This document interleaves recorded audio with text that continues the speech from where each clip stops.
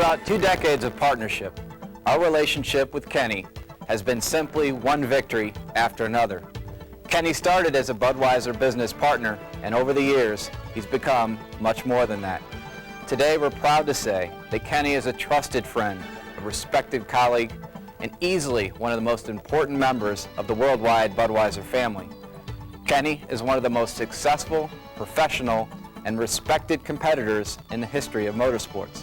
His commitment to quality is a perfect match with our own, and his drive to succeed is in the finest traditions of both American sport and American business. When it comes to Budweiser, we look for the best in everything we do. In Kenny Bernstein, we found it. When you look at his on-track achievements, his commitment to excellence, his effectiveness as a Budweiser ambassador, one is tempted to say, who could ask for anything more? Or better said, Kenny, this Bud's for you.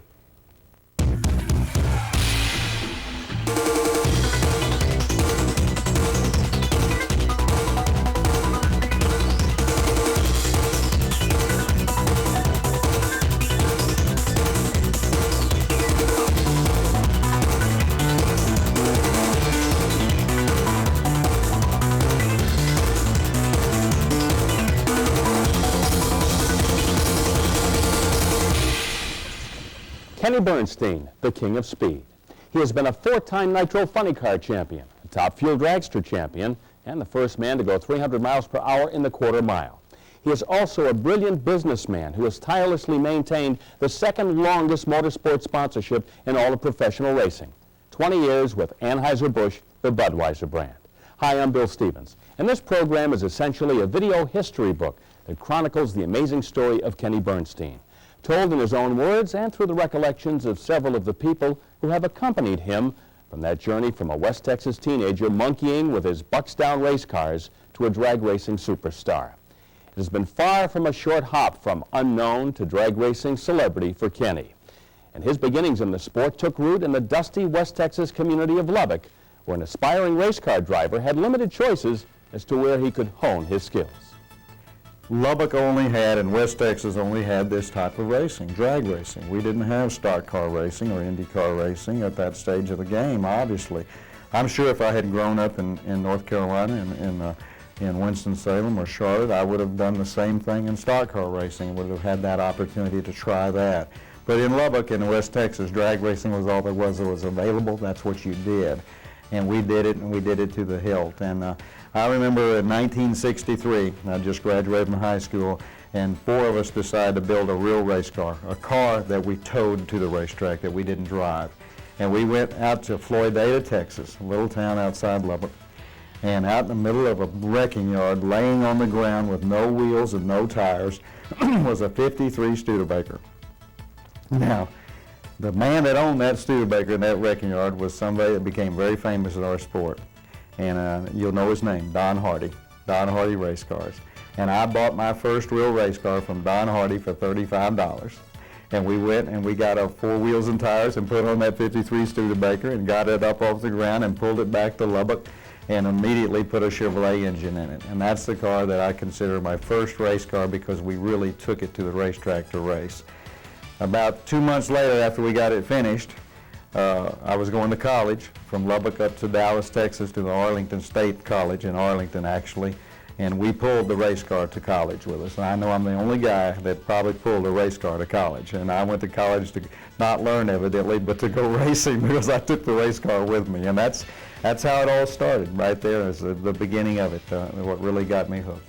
Well, I had heard about Kenny Bernstein and knew about him when he's racing in his hometown down in Texas, but when he came and started racing with us officially at the national events, why, he brought in an air of professionalism from day one. And we were always impressed because we felt this is a businessman and this is an entrepreneur, and he impressed us and has never discontinued to do that. My actual first time that I ever got to drive and sit in a Top Fuel car was about 1967, 68 area there. In those days, you wore the face mask and everything never fit good. The goggles you wore on the outside, they never sealed under here very well. So all the fumes, the motor was in front in those days, so the fumes would come in there. Well, I remember going to the starting line trying to stage, and my eyes are just pouring out with water. I can't breathe, I can't see, and I'm sitting there going, what am I doing in this race car? I might add a little more story to that first time around. I was really hooked then, obviously, after that, and I had to have one of those race cars. And about 6 months later, I actually came to California and bought my first race car, top fuel car, from Tom McEwen, the Mongoose. Came out here, he had a Woody Gilmore car for sale, came out here in March, went to the Hot Rod Magazine Nationals with him, and bought the car, took it back, and partnered up with the Anderson brothers, and they put their engine, who I had gophered for all those years, and partnered up with them, my car, their engine, their technique, and we went racing. First 2 races we ever went to that I ever drove that car, we won right off the bat. $1,000 at each one. Top fuel eliminator in Texas. Anyone can decide to go drag racing, but back in the late 1970s, the stark reality of having the finances to race successfully in the fuel classes was only beginning to sink in with most drag racing teams. Kenny's keen business sense and tight grasp of the importance of clever marketing was about to serve him well as he embarked on a concept that had rarely been seen in the sport up to that time: securing a sponsorship deal with a non-automotive corporate entity. There was a wholesaler in Austin, Texas, which is where I was living at the time, named Dan Brown. And Dan Brown, who to this day is still a good friend of mine. And he saw the race team parked out by my offices one day with a big 18-wheeler and everything, and just fell in love with it and says, this is what we need to be doing for Budweiser. They need to be involved here. I said, fine with me, let's do it. So Dan Brown made the call for me to St. Louis, to the brand manager at Budweiser, and got the first meeting for me up there with him. He went with me, and we sat down with the people there at that particular time and commenced to tell them about drag racing and what we wanted to do. And again, from that point, it took a long time to convince them to do it. There was also another gentleman that worked for Mr. Brown named Bill Williams, who is not with us anymore, who was instrumental in getting that done. And a lot of wholesalers in the field who I knew too, through my restaurants, that helped with some words of encouragement to St. Louis. But it was up to one man in St. Louis to really make that decision, and that was the brand manager at the time, Jack McDonough. And it was a long road. It took a long time to get it done. There was a lot of no's in there. In fact, we were down to our last no when it was all said and done. But the story I'll give you about how it all finally came about is pretty unique, because it was one of those things that it was a shot out of the dark, so to speak. I had been told by Budweiser and Jack that they weren't going to do anything, that they had come up with the budgets and it just wasn't going to work, and they were going to pass on the deal. And I asked Mr. McDonough, I said, will you give me 5 more minutes? If I can't sell you in 5 minutes, then I won't bother you again. He says, sure, we'll give you 5 minutes, Kenny, come on back up here. Well, that particular week we were racing in Baton Rouge, Louisiana in 1979. The race got rained out on Saturday, so they canceled for Sunday. My meeting was Monday morning in St. Louis. They rescheduled the race for Wednesday in Baton Rouge. So I only had a couple of 3 days to play with here.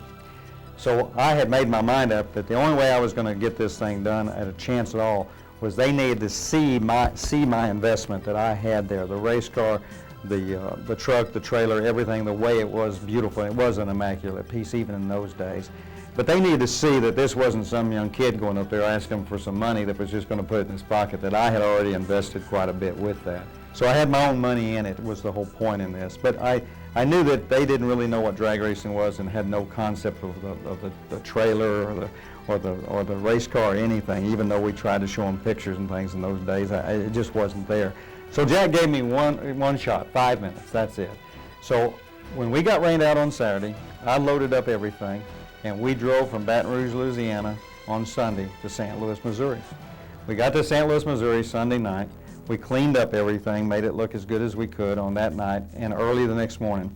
On Monday morning, I took the truck and trailer and the race car and everything to the parking lot in front of the Budweiser building, the main office where all of them come to work. In those days, it was a parking lot, just a dirt parking lot. Today, it's a paved parking lot. It's a beautiful place. But that's where we did. We set up a display.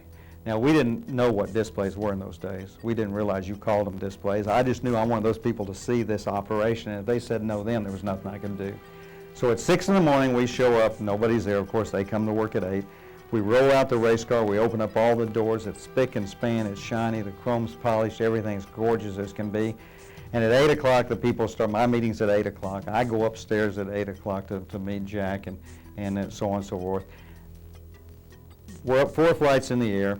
I go to his office. I said, Jack, come here, I want to show you something. Look out your window. And he looked out the window, and the whole system sitting out there, the whole race car, truck, and trailer. And there's about 400 people there, because all the workers that were coming to work basically were stopping to gawk and see what this was all about. He says, I didn't know you were going to bring that up here. And I said, well, you need to come and see what this is really all about.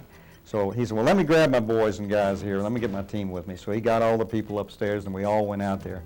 An hour later, out there still, he's still asking questions about it. That changed the whole thought process then of what they needed to do. And that 5-minute meeting took a couple of hours then. And after that, we were able to put together the package. Even though it was a very minor package at the time, it was the start that allowed us to at least start with Budweiser beer at that time in the start of the 1980 season. So we then loaded everything up after our meeting, drove back to Baton Rouge, Louisiana on Tuesday, raced Wednesday night, and won the race. My first national event that we ever won, 1979 against John Force in the finals. And that's where it started, yeah.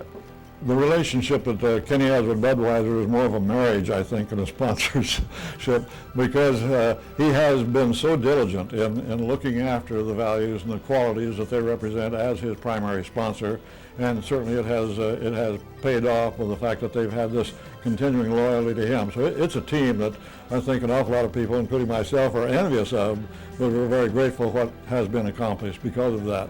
The bottom line is, I like this guy. I have a lot of respect. I like what Budweiser's put a ton of money into this sport, and it's helped feed my kids, and it means a lot to me. So I'm not sitting here, if I was sitting here with a sponsor that hadn't done much, I'd give you typical old John Force and we'd be out of this bus. I'm doing this because if I can help in any way, this guy deserves this, because like a Don Perdome, he's paid his dues and he's worked hard. And they couldn't have found a better guy to manage the racing program for them and drag racing the way Kenny Bernstein did. You just can't get any better than that. The great respect bestowed upon Kenny by his fellow racers has been spawned not only by his racing and business accomplishments, but also by his unflagging devotion to the people closest to him, his longtime lady, Cheryl Johnson, and his son, Brandon. The lessons he learned as a young man working his way up in his father's retailing business have helped Kenny forge an inseparable bond with Brandon, both personally and professionally. But his father's frequent absences during Brandon's early childhood often tested the strength of their relationship. Well, bottom line is that I treat Brandon like my dad treated me. You got to earn your way. I'm not giving you anything. My dad never gave me anything. He made me work for everything. Like I said, I was 8 years old. I was making $1 an hour unboxing the shoes down in the shoe department and stuff like that. And I think that was good for me. I think that's what made me want to become as good as you can. And Brandon, in this side of things, on the race car side, well, sure, we're looking to Brandon to take over someday. That would be the smart thing to do. That would certainly, Budweiser loves it already. They get a youngster in the car, and the father's still involved as the owner. I mean, what a great deal. It's like the Dale Earnhardt Jr., Dale Earnhardt Sr. program they have now. What a great foursome that would be. But Brandon has to earn it. I wouldn't want to just come into this picture and jump right in, driving. I mean, you have to have some background in these cars. I mean, you really do. It's just to be a good driver, to be the best driver out there. I mean, I feel that you have to start from the bottom that way and learn as much, because the last 2 years that I've been on the team, I've learned so much, and it's going to help me be even a better driver than, say a 17-year-old that just comes in and jumps in the car and drives. I mean, it's, I mean, they've got some years on me now, young, they get the experience, but I mean, I think I've got some really good experiences too, not necessarily seat time, but the actual day-to-day workings of the race team and everything. Great kid, his kid, Budweiser, we know they're looking at him right now. Got a great coach, his dad. Kenny knows how to win. And one day, like myself, maybe 5-10 years from now, whenever Kenny quits, he'd want to put his own flesh and blood in the car, just like I want to, with one of my 4 girls. I think you're going to see a long relationship with Budweiser. You can't get any better than Kenny Bernstein, but they got a great kid, and there's going to be a big future with his son. I really believe that. Cheryl and I started dating a long time ago, and in the beginning it was just dating and girlfriend, boyfriend. But as anything, if it lasts and goes on, then that person usually becomes important to what you're doing. I have a tendency to migrate to good people, business people, because you have to have them in order to do everything. One person can't do it all. And so it's always been one of my deals that when I find someone that's pretty good, even if I really don't want them maybe to be involved in my business like Cheryl, because I wouldn't want our relationship spoiled, they end up getting involved because they're so good and dependable. And that's what I got to say about Cheryl. She's extremely dependable and extremely brilliant in the business world. Yeah, she's been around me a long time and has learned a lot, I'm sure, but she had a lot of knowledge in the beginning. She was in the banking business to begin with. She was with a bank in Colorado and was a loan officer for years at a very young age, so she had a lot of knowledge to begin with. Her knowledge on numbers and that is much better than mine. I'm just a pretty good salesman. She's pretty good at working the numbers and stuff, but she's become very important through the years. She does all the licenses side of things for all the race teams at one time. Her creativity is extremely good. Her talent for press kit covers and all the pretty stuff that makes this thing work. I mean, her eye is exquisite. Not to take into consideration all the properties that we've had through the years that she's redone and rebuilt. We're building a house now that she's totally doing. I don't have anything to do with it, but she has the talent to do that. She's got a lot of drive, and she very, very seldom complains. So I'm very lucky to have a person that not only is a good partner, but a great business partner. I don't think I would have had any idea that they would have ended up like this. 18 years later, Kenny and I are going on our 18th year this next year, and every bit of it has been so exciting for me, but to tell you the truth, not in my wildest dreams would I have ever imagined being in the position that I am in.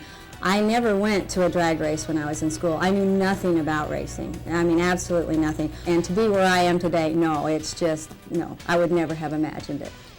Little could Cheryl or the entire Budweiser King Funny Car team know, as the decade of the 1980s unfolded, how Kenny Bernstein would rock the drag racing world.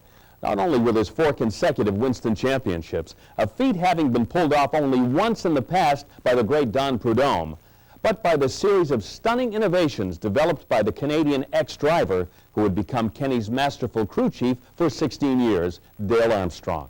And yet, the opening year of that decade was anything but promising. Well, our first year in 1980, we didn't have that good a year at all, really. It was not that good, period. There's no getting around it. And I was quite worried about it, thinking that that's it. But there was one thing that we've always tried to do, and still to this day do, and that is, if you base everything on winning with your sponsor, you're probably not going to keep them for 19 years. You've got to help them sell their products. So we worked really hard with the local wholesalers in their market areas to make them extremely happy, helping them sell their products, because I always felt that if I hadn't do good racing, that those guys would keep me afloat, because they're the ones that would call St. Louis and say, this guy's doing a great job out here. I don't care what's happening on the racetrack. He's helping me sell beer. So we really work at that still to this day. We've never forgotten that. That's the key to the success of the Budweiser King 20 years in existence, to be honest about it. The wins came, which solidified it, but the early days were based on the fact that we made the wholesaler feel like that we were doing something for him in his market area. Yeah, it took a long time for the program to come around. 81 was a good year. 81, we actually almost won the championship. In fact, most people don't know, and if they went back and looked, you would see in 1981 that at Indianapolis we were leading the points by 300 points over the Blue Max and Raymond Beetle with only 2 races left, because in those days you only had 2 after Indy. Unfortunately, we faltered at those last 2 races and finished 2nd and 3rd, but we actually had it covered in 1981. So, we had some success in that second year, which was pretty good. Now, our third year, 82, was a rough year. 83 was semi-rough, and then finally in 84 started coming around. Well, I think them 4 championships, once we got started and got things rolling, seemed to be working good. Kenny was driving good. And what had happened around that time, in my opinion, was funny car racing had sort of stagnated. I mean, there was nothing really new coming out each year. It was the same old things for about 4 or 5 years. And I, coming from the alcohol ranks and doing a bit of top fuel racing, and then all of a sudden having an open door to do about whatever you want, and also the rule book allowed you to do just about anything you wanted. And not cheating, but I mean, there was no body rules, there was no rules against a lot of automation on the car, like automatic shifting or putting a computer on the car. Like I said, it had stagnated, and none of that stuff had ever been done.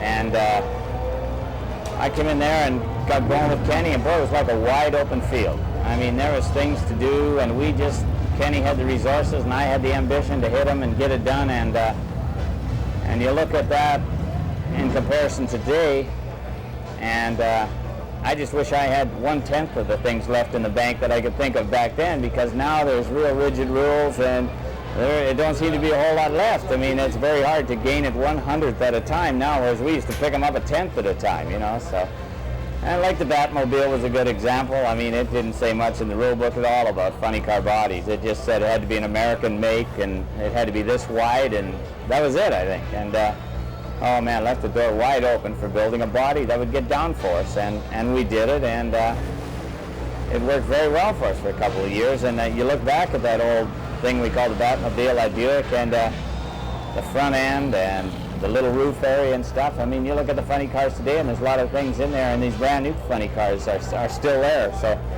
but you're able to do things like that. You're able to make big moves and spring it on them, you know. And like I say, Kenny had the money to do it, and I had the ambition and time to get after it, and so that's how we jumped ahead of the field there for a few years. That Batmobile, it was an unusual car, and once again, it just showed the kind of dedication and the forethought that him and Dale Armstrong had at that time, and that really changed the sport around in funny car racing, to come up with an aerodynamic type car like that. And people probably in today's drag racing don't remember that car, but we certainly do. It just came through and won the championship, and it was an unbelievable car. And a lot of innovations that him and Dale Armstrong came up with through the years when I used to race them. I mean, I even talked to some people, some sports therapists, like, what do you think's wrong? And we went through what I think about. And a guy said to me, you know what your problem is? That you have to race a Kenny Bernstein, that's a champion, that has won. And those guys are usually in the final. Them, Don Perdome, they were the heavyweights. And when I'd come up against them, Ed McCullough, they'd knock me off. And it was kind of like, you know, what's really happening here? Well, you found yourself looking out and saying, whoa, the Budweiser king. Kenny Bernstein, you never even realized that maybe it was making you on the throttle, stiff, not able to pedal. It was just changing your personality, the way you learned how to drive. I do great right to the final. I get Kenny Bernstein, I get beat. We forget about how great it was. We sometimes had as much as 0.2 of a second on the field. And when you're in that position, it really takes a lot of pressure off the driver, believe me. I mean, you can not be late, but you don't have to be on the edge all the time when you've got that kind of a performance advantage over someone. And you know, much like John Force has had part of this, his 8 championships. There's been years he's had that kind of advantage too. So, you know, it makes it easier as a driver that way for you. There's not nearly as much pressure. But you know, the only, you know, there's 2 or 3 races I remember in particular with Candies and Hughes that were kind of outstanding races that meant a lot. That one, and I don't remember the year, we'll have to look it up, but when it went down to the last race of the year, that was pretty tough deal, and they battled right to us. So, and then when we finally had to relinquish the title in '89 to Bruce Larson, and we fought hard to try to keep it that year, but we just were having some trouble, and we lost the touch of it in the competition. As anywhere, it always does, catches up with you and sometimes passes you because they're working hard as you are, and it works out. But again, those 4 years they set the stage for a lot of things, to be honest about it. They opened the door up for us for NASCAR, you know, because people think if you can win in one area, you can do it anywhere, which was nice to give us those opportunities. It opened the door up for us from NASCAR into IndyCar racing, and we were able to be involved in all 3, set up a sports marketing company. I mean, there were a lot of things that the Budweiser King in '84, '5, '6, '7, '8 that allowed us to do because of the Budweiser King. And again, I owe Dale a lot of that because of the success we had on the racetrack. That's what brought us to the forefront. Kenny Bernstein finished 3rd in the Winston Funny Car standings in 1989. In 1990, he decided to move back to the class that had first captured his imagination as a youngster in Lubbock, Texas, 3 decades earlier, Top Fuel. But it was what he achieved in Gainesville, Florida in March of 1992 during qualifying for the Gator Nationals that still echoes to this day. It was essentially made possible by that fateful decision in 1990 to change his racing direction, triggered by his razor-sharp powers of perception and sense of commitment to his corporate teammates. The move to Top Fuel was real simple. It wasn't a hard decision to make. A lot of people think, man, was that difficult to make? Well, no, it wasn't. The bottom line was the publicity was going to Top Fuel. It was that simple. I always look what needs to be done for my sponsors first. And when we saw that on Monday morning, even though we were still winning a lot of races and championships, but Top Fuel was busting in the 4s, and they were running 290 plus miles an hour, the 300 was coming. It didn't take a genius to figure out that Top Fuel was coming back strong and the publicity was going that way because they truly are the kings of the sport, the quickest and fastest. And then I looked up with one day and said, we probably better be looking at this. Dale wanted to do it for the challenge. I wanted to do it for the challenge. But we did it. I did it basically because the sponsor needed to be in that arena. We needed to be the ones getting that publicity if we could on Monday morning after a race was over. And that's the bottom line. That's what happened. And it turned out to be a great move because we were fortunate enough to be able to be the first to go 300. So it paid for itself right there, to be honest about it. I mean, you look back on it and, you know, we won world championships and we set records and we done numerous things, but boy, that day when you looked up at the scoreboard and after 15 years of racing, all of seeing the first numeral being a 2, and all of a sudden there's a 3 for the first time in history. Boy, that was a height I don't think I could ever reach again. It was terrific. It was a high point of my career, like I said. Well, first of all, I'll go back a little bit and tell you that to run 300 was not something that we didn't think about. We did. The team worked hard the whole winter before that, and every time they put something on the race car, they would say, is this going to help us or hurt us go 300? There was a strong determination from this team to try to be the first to do that. Wes Cerny and Dale Armstrong together, they wanted to accomplish this strongly, and certainly the rest of the members did, and I did too, if we could. So it was a thought-out process. It wasn't something that just went out there and did it. We tried to make that happen. But I will say this, that on the weekend it happened, none of us knew it was coming. We were stuck at about 296, 297, that's where it was. At that particular instance, we hadn't seen anybody run much more than that. We hadn't run much more than that. And we didn't expect on the Friday afternoon on March the 20th to roll up there and run 301 miles an hour. I don't think anyone thought it. No one did think it because we caught everybody off guard, including ourselves. It was one of those runs that the conditions were ideal. In Gainesville, you have wonderful conditions, cool weather, a lot of trees which make a lot of oxygen. And Dale and Wes had the car on the button, and it ran right down through there and ran 84, 82, and 301.70 miles an hour. And again, none of us even knew it was coming, didn't even expect it at that time. In fact, when we made the run, and I pulled the parachute, I knew it was a good run. I said, that's a good run. That ought to get us in that ought to be a #1 qualifier is what I said to myself. I thought it was that good. I made the turnoff at the end of the racetrack, and the workers there that help you put your chute away and everything, he was holding up 3 fingers. And I'm going, what's that mean? 3, that's terrible. I thought it was a better run than that. And he's going 3 fingers like this, and I still didn't know what he was saying. I thought he meant we qualified 3rd. And he reached in and pounded me on the chest, and he said, you just went over 300 miles an hour. And then I figured out what the 3 fingers meant, and I couldn't believe it. I was ecstatic inside. Because I didn't expect it. No one expected it on that run that day. And of course from there, everybody just went absolutely, totally crazy. And it was just amazing what happened after that. The snowball effect of that 300-mile-an-hour run through the media, through the sponsors, through the racing world, not only drag racing, but Indy cars and NASCAR racing, because remember, we were involved in all of those.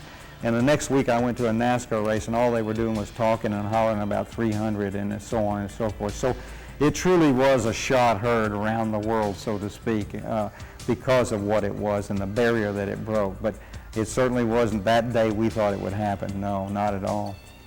I think one of the nicest things that has happened to me in my relationship with Kenny is the fact that when he set the first 300-mile-an-hour speed, I was just leaving the track and didn't get to see it. And when I talked to him later, why he made a personal presentation to me of the glove that he was driving when he made that 300-mile-an-hour run. Any mark that's going to make you a mark on the wall that's history. There's some big marks, like 300 mile an hour was a big mark. The first 4-second run that Eddie Hill did, that's a big mark. You know, the next thing, well, 310, that's a small mark. So to take the credentials and to retire someday and say I was the first guy to go 300 in a top fuel dragster, we were all trying. At one time I had a good shot at it, and but we got off into a different track and we were working more on ET, and Kenny just kind of was persevering on the speed thing, and he always kind of billed himself as the king of speed, and he went out and ran 300. And a deal like that kind of breaks your back a little bit, because everybody wants to be the guy that does it, you know, just like everybody wanted to be the first 4-second run. But he did it, he gets the credit for it, and he can always put that on his trailer, first to 300 on his t-shirts or his hats or whatever. The King of Speed had now ravaged the record books and firmly established himself as one of Top Fuel's most formidable drivers. But one final objective had still eluded him, one that had never been accomplished before: to capture a Winston championship in both funny car and Top Fuel. Kenny Bernstein attained that historic milestone in 1996, powered by the outstanding tuning team of Dale Armstrong, Ray Alley, and Bob Brooks. But his championship was not without its share of sorrow and the bittersweet taste of unfinished business after Blaine Johnson lost his life during qualifying for that year's U.S. Nationals. Well, it truly, you know, is something that is to be proud of, but at the same time it's got a tarnished side of it because of the loss of Blaine Johnson, and we're not naive, we understand that. The season itself started out fairly decent. We actually got going pretty good at the start of the season, and we went into a pretty good tailspin for about 5 or 6 races, and we hung around the second and third positions, just kind of hanging on by a thread to Blaine and Allen, as good as they were running. But about midway in the halfway point of the season, we got hot again, and Dale got it figured out. He and Ray and Brooks got it figured out, and we started running really good. And we closed into within 5 rounds of Blaine at Indianapolis, and that was coming from about 10 or 12 rounds back in about 2 races. So we made up a lot of room. We were only basically 1 race out, and we won the previous race to Indy at Brainerd, and we beat Blaine in the second round, which was a major confrontation at that time. We needed to make up some room. We came into Indianapolis, and we were running extremely good, and we were hot. We were running good, and they were starting to have a little bit of trouble, but they were still running good, believe me. And they, you know, even on that run that he was killed, they ran, you know, 461. I think we qualified 462, to give you an idea. As after the Indy race and the accident with Blaine, of course, that put us into the forefront of the chance to win the championship. And yeah, it wasn't a great feeling. Of course it wasn't at that time. I mean, you lost a comrade out there, someone I didn't know extremely well, but I respected very much as a tremendous competitor, and a team that was obviously extremely good. And to be put into the position then of a chance to win, it was misleading in my mind. I didn't know if I liked that or not. I didn't like it.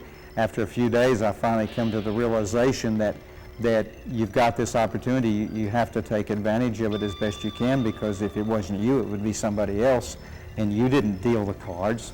The Lord above dealt the cards out. There's nothing I could do to control this. So we all just kind of got together and sat in a room, and I said, guys, I know this is hard, but the bottom line is we got to win this championship. We have a chance to do it, and if it's not us, it's going to be somebody else. Blaine's gone. There's nothing we can do about that. And he'll be remembered, and everybody will know, and they'll say that maybe he should have won the championship, or he was going to, and maybe he would have. But in the meantime, we've got a job to do, and we've got to do it, and do it to the best of our ability, and to do it the way Blaine Johnson would do it.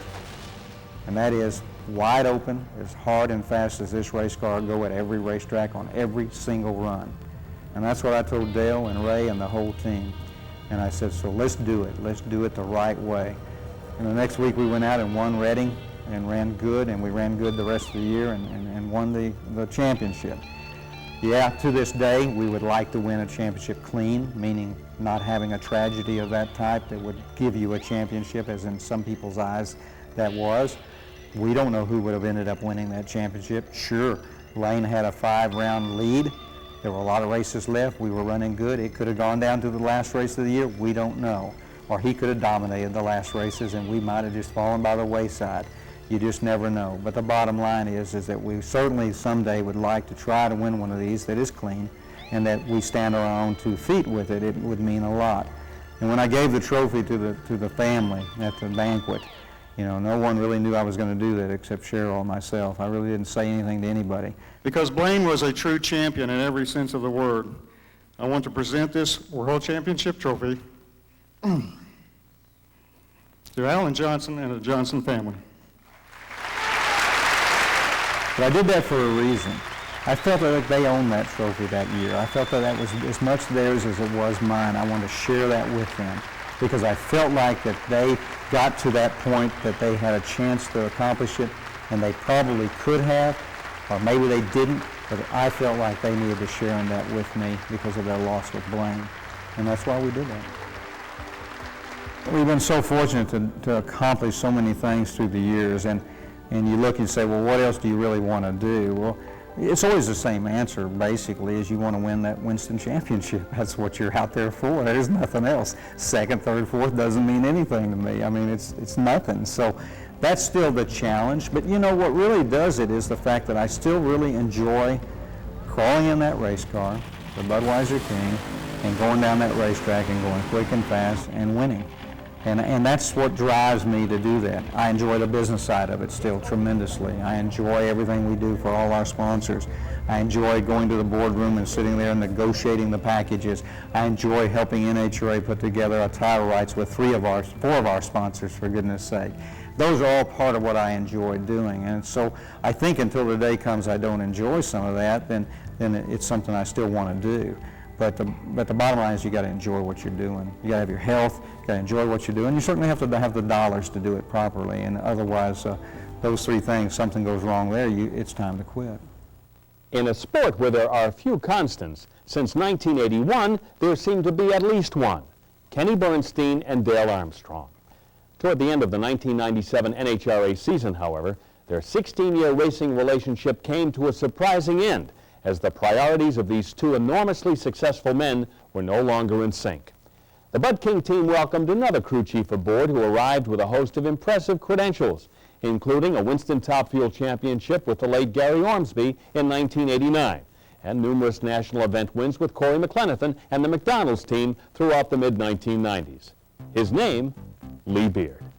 It just became a situation where Dale's lifestyle changed, and basically I felt that what we needed was a crew chief that needed to be with the race team 7 days a week if that's what it took, and what I call dance every dance.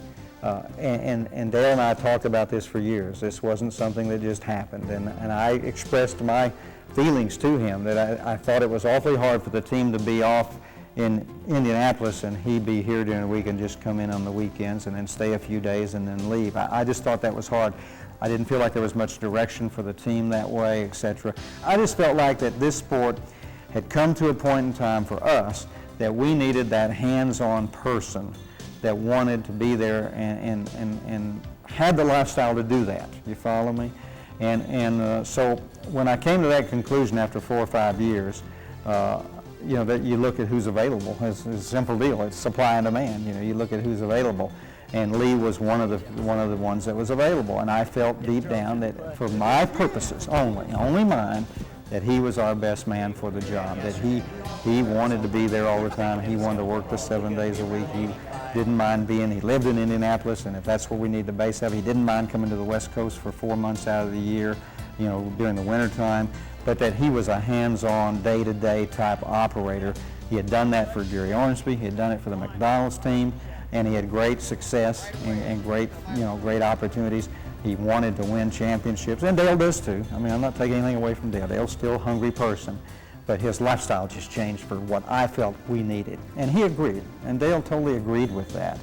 And so Lee Beard was the most possible candidate I felt out there that could fulfill what I needed done, that would make me feel comfortable. And so that's why I was able to get him aboard and bring him aboard for those reasons. And there's more reasons, but that was really the main reason. He called me on the telephone and discussed the direction that he wanted to take the team.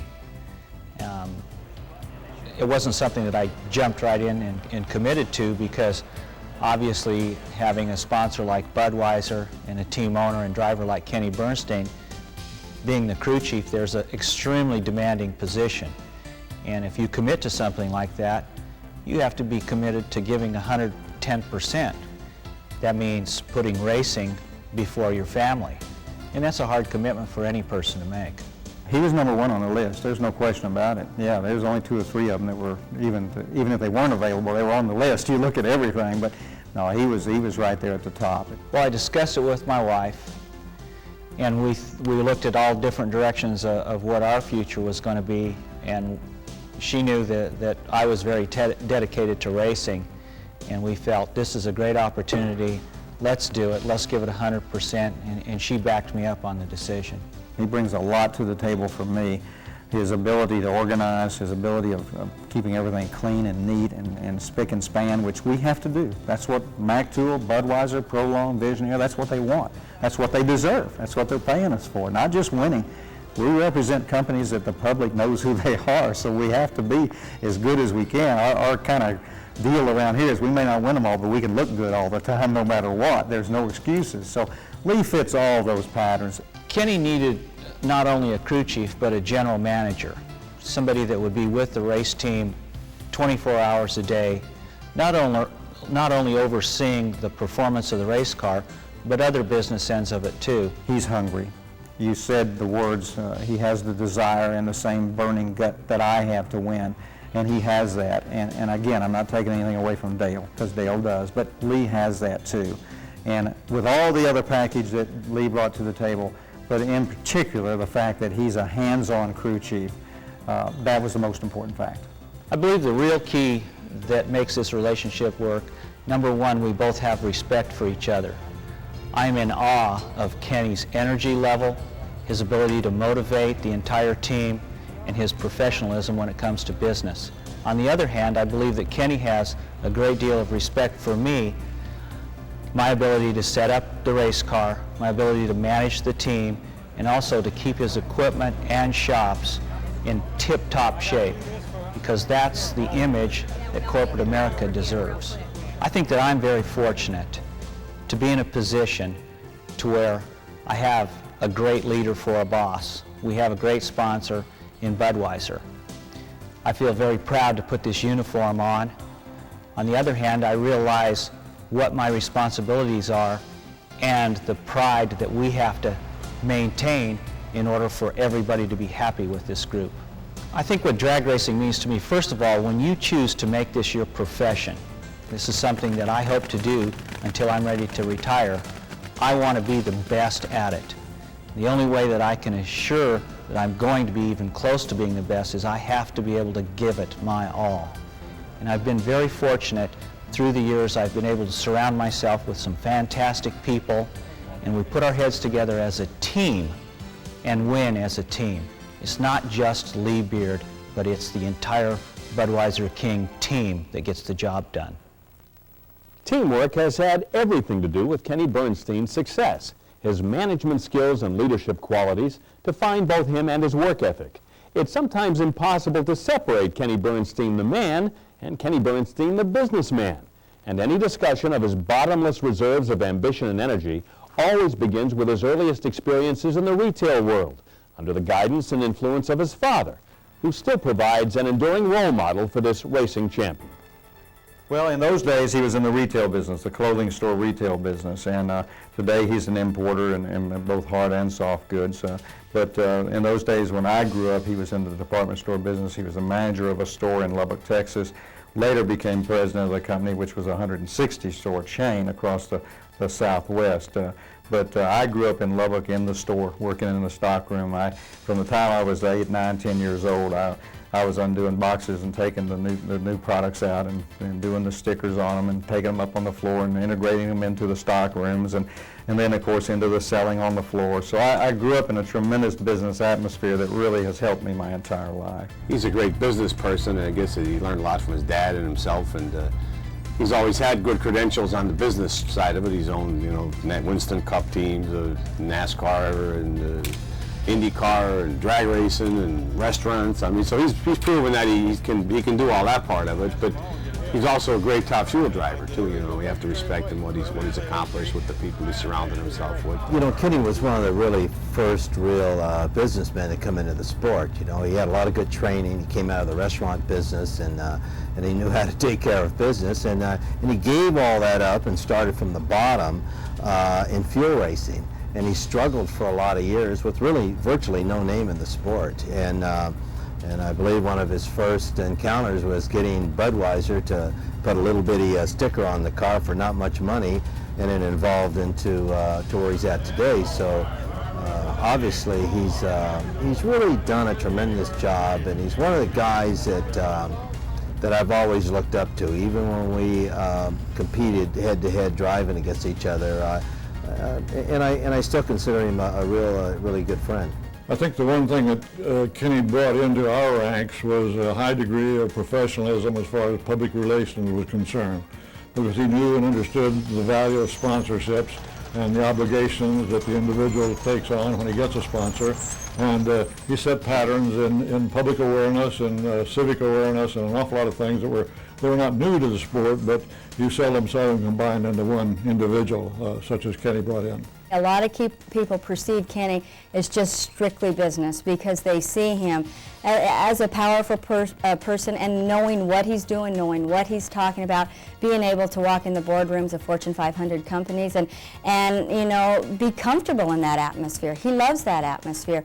But at the same time, they don't see the soft side of Kenny Bernstein that I see. They haven't seen the tears roll down his face after he's seen children at Shands Hospital in Florida with cancer. They haven't seen him with tears in his eyes after we have to have a parting of the way with one of our employees that, you know, had to come to an end. Kenny has got a real soft spot and a real big-hearted spot. Kenny's very good with children. He loves children. He's very, very good with his employees. He's very, I can't say he's not tough on them. He is tough because he expects perfection. But on the other hand, he is so fair, and he's very, very big-hearted about everything. It is indeed a rare individual who can successfully combine the duties of running a multi-million-dollar business and performing his driving responsibilities at over 300 miles per hour from February to November. In such a situation, how major a priority can winning be? Drag racing legends such as Big Daddy Don Garlits and Don the Snake Prudhomme were consumed by the hunger to win, and in the few instances when they lost, they were, to say the least, noticeably upset. That same competitive engine drives Kenny Bernstein, and to many, it's what separates a mere driver from a racer. I'm like Garlits, Prudhomme, and those boys. I'm pretty brutal when it comes to losing. I'm not a happy camper. You know, I don't know if they wanted to win more than I do, to be honest about it. I truly have been that way all my life, not just in drag racing, but that was football, baseball, it didn't matter. I mean, I'm not happy when I lose at anything. You know, now I don't go stark raving mad. I don't throw my helmet. I don't kick the car. I don't do all that, but I'm not happy. I always say that he goes to bed mad and he wakes up the same way. You know, so obviously when he gets out here at the racetrack, he's ready. You know, Kenny is a great guy when we're out riding motorcycles. You just can't believe the difference between Kenny Bernstein out riding a motorcycle, having a good time, and Kenny Bernstein at the racetrack. He's very intense. And it shows in my face and it shows in my actions. Give me a couple of minutes, I'll be fine. I'll calm right back down and come back to earth. But I'm not happy about it. And again, it goes back to that situation of when you win a lot, it's a great feeling. And losing is not a good feeling. That's one thing about him. If he gets locked onto something and he wants to do it, he busts his butt to make it happen. I mean, whatever it takes. He'll spend the money, he'll test. I fall in that, you know, that AA category up there, which is very intense, very strong in wanting to win, and very unhappy when I lose. And I've tried to mellow that, to be honest about it. I tell myself, now look, if you get down at the other end this time and you don't win, you know, just be okay with it. Don't have to be happy about it, but be okay with it. I can't do it. I still get down, I'm still mad. And I still kind of walk around with my head down going, I don't like this at all, you know. So, but it's hard because you know, when it gets embedded in you that you enjoy winning and you don't like losing, it's hard to get rid of it. You know? We show it different. He handles it the minute he loses. He's out at the ropes just like me. He's signing autographs. because we've won so much, maybe we got spoiled. He's won so many titles, I've won so many, so has Perdomo. It hurts. How do you think we got there? We worked hard, and have some young rookie come off and knock us off. It's painful, but it doesn't matter. I love to watch his hot rod run. I like Louis the Lizard. I got to tell him, best commercials I've ever seen. Louis out there, don't matter, you would have croaked. Anyway, it was like somebody's really thinking over there at Budweiser. They were thinking when they hired Kenny Bernstein. He sold them, but somebody knew that they had somebody there that could do the job, and he's definitely done it. Many of the greatest racing drivers in history began their career much the same way that Kenny did. So what sets him apart from other professional racers? Well, maybe it's his keen understanding of racing as a business and his appreciation for attacking the job with utter, unwavering energy. Or maybe it's always remembering the value and making the most of opportunities made possible by good fortune. When you say my life's a dream, it truly is. I mean, just think about this. Here's a kid in Lubbock, Texas. I mean, Lubbock is pretty isolated. You got to understand, that's out there now. And you grow up in Lubbock, Texas, and you got a chance to certainly go in the retail business with your dad, by all means. That's not a hard decision to make. It's the way you were raised. You got a chance to do some other stuff if you want. But to be able to go from the retail business to a towing business to a restaurant business, in and out of racing, and then end up with the biggest and the best sponsor in the world in Budweiser beer, and have a chance to just show them in 1980 that this is a good market for them, and to have it last 20 years, and to have the wonderful relationships that we have with all our sponsors, but certainly the Bushes and the Budweiser brand family and the AB family, the wholesalers across the country. I mean, to have that happen from a guy, you know, from Lubbock, Texas, who didn't really know what he was going to do in his life, really didn't have, I'm going to be a doctor, I'm going to be a lawyer attitude at all. Yeah, it's pretty phenomenal. And I really sometimes have to look up and say, man, how did all this really happen? You know, how were you at the right spot at the right time? You know, maybe there is some fate up here. You know, maybe the Lord above is looking down at you, because the restaurants was just an accident that happened. I mean, I happened to be at the right spot at the right time. You would have never thought in a million years that would happen. And to have the right spot at the right time in St. Louis, when the day we did that display, we didn't even know what a display was, and to have a gentleman there at the time who was obviously sharp enough to see this is good. I mean, you really have to sit and think about it and say, how in the world do these things happen? But they happen from reasons: hard work, tenaciousness of going after it and not giving up until they finally just close the door in front of you. It's like beating on 100 doors and finally that one will open up enough to give you a chance. And it's hard to do. The days get long, the nights get longer. I know this, I would hate today to have to start over. It's a tougher game today than it was even back in 1980 when they didn't even know what it was, because today they all know what it is and everybody's out there beating on the doors. Back then there was only a couple of us out there knocking on those doors. Now there's hundreds of guys. So I'm very happy for that. I'm very proud of our successes. I owe a tremendous amount to my teams and my team members. I've always said the driver gets too much blame and too much glory. You know, it's a team game in this deal. It always has been, it always will be. And I owe a tremendous amount to present and past employees that have been with us forever. Present and past crew chiefs that have been with me. Ray Alley, the Leroy Goldsteins, and now Lee Beard, Dale Armstrong. And I'm just happy that it happened. And I look back at my life today and I say, you come a long way. Don't know exactly how you got there, you know, to be exact, but I feel lucky. I feel just so lucky to be able to have been able to be a part of this, to be honest, just lucky to do it. The fans mean so much to us, and to have the appreciation of the fans, and to have people tell us that they've really enjoyed our racing for all these years and what we've accomplished and what we've stood for. Those all mean so much. They're very important to us. You want some negatives on Kenny?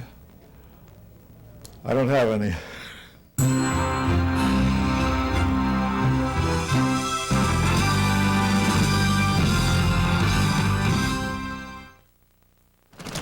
You wanted more action, you've got more action. We have the thrills, chills, and spills from the greatest moments in your favorite motorsports. 14 exciting new titles from Diamond P Sports will keep you pinned in your seat with high-speed hijinks the likes of which you have never seen before. Call Diamond P Sports at 1-800-421-0725 to surround yourself with horsepower at the 1998 U.S. Nationals. With this compact disc, you will hear drag racing the way it's meant to be heard, just like you were on the track with the thunder and roar of the engines. Recorded digitally in Dolby Surround Sound, it's a full audio sensory experience and a perfect companion to Thunder at the U.S. Nationals. The incredible sights and sounds of NHRA Championship drag racing from the 1998 U.S. Nationals recorded digitally in Dolby Surround Sound. Call 1-800-421-0725 to turn your chair into a cockpit and surround yourself with action and the awesome sounds of Thunder. NHRA Championship drag racing's 1998 season was so exciting it couldn't be contained on one video.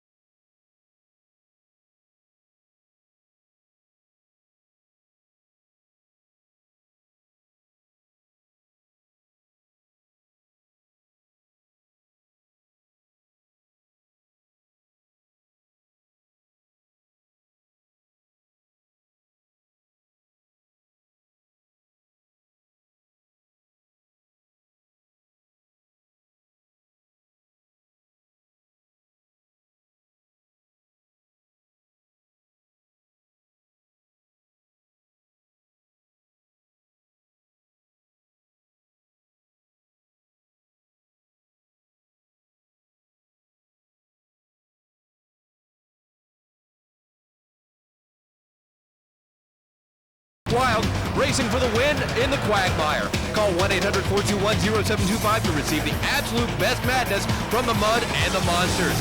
You've never seen or heard racing action like this from Diamond P Sports, and it can all be yours today by just calling 1-800-421-0725.